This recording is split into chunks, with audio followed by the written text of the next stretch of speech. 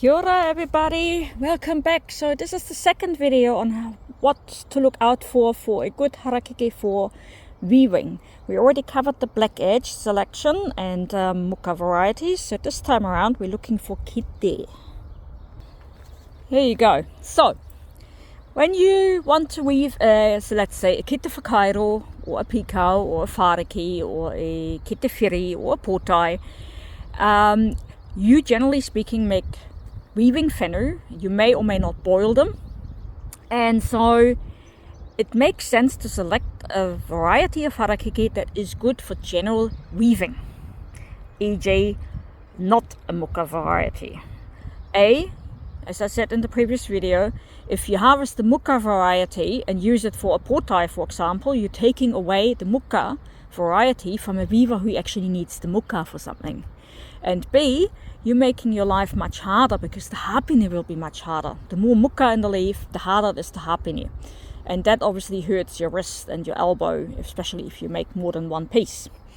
Now, the other thing that we were taught when we learned weaving was we harvest according to the product we are going to make. Now, as you all know, if you make a kite whakairo, especially if it's a small one, you do not need as long of a leaf as if you were making a pikau, for example, or a potai where you have to go all around the whole crown.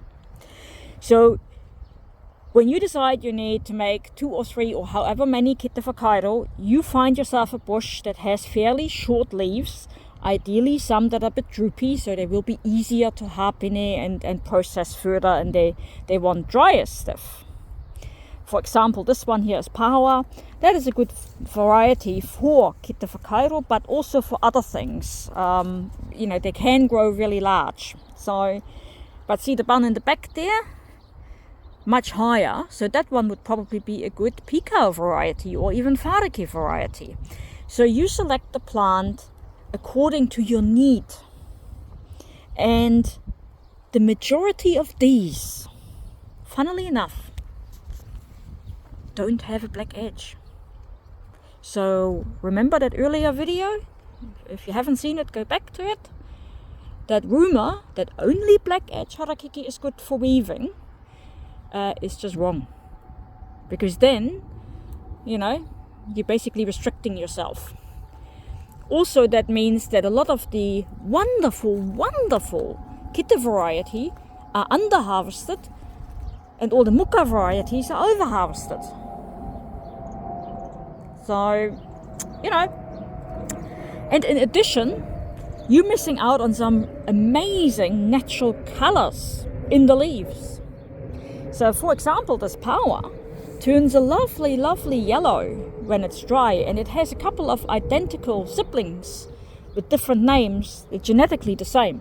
So don't just think it's just the one. Or there is a raumoa further down there that turns a lovely white, for example.